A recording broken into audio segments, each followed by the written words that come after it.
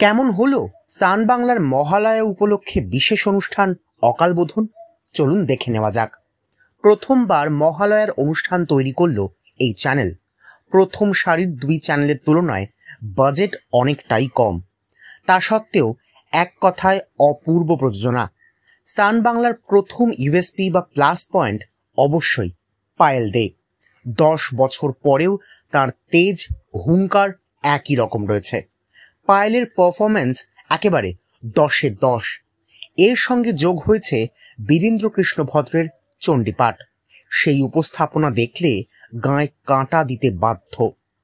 দৈর্ঘ্যও খুব বেশি নয়, মাত্র 1 ঘন্টার মধ্যে অকালবোধন, মহামায়ার কাহিনী, চণ্ডমুণ্ড বধ, শুম্ভ নিশুম্ভ বধ, মহিষমর্দন সমস্তটা দেখানো হয়েছে।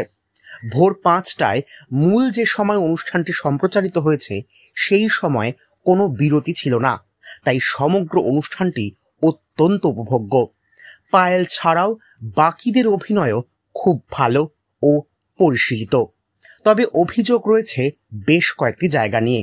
প্রথমত, শুম্ভ ও নিশুম্ভের গল্পে অন্যতম গুরুত্বপূর্ণ অংশ রক্তবীজ, তাকে এখানে রাখাই হয়নি। মূলত যে গল্প প্রচলিত, অর্থাৎ যে গল্প আমরা জেনে এসেছি, সেখানে দেবী কৌশিকীর থেকে দেবীর চামুণ্ডার আবির্ভাব।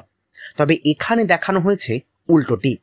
এছাড়াও অকালবোধনের গল্পে সীতাকে কেন দেখানো হলো না তা নিয়েও প্রশ্ন উঠতে পারে। পাশাপাশি রামচন্দ্র নীলপদ্ম দিয়ে দেবীর আরাধনা করেছিলেন, এখানে গোলাপী পদ্ম দেখানো হয়েছে।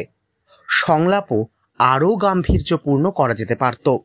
তবে সব মিলিয়ে অন্যান্য দুই চ্যানেলের থেকে সান বাংলার মহালয়াটি অবশ্যই এগিয়ে থাকবে, অনেক এগিয়ে থাকবে।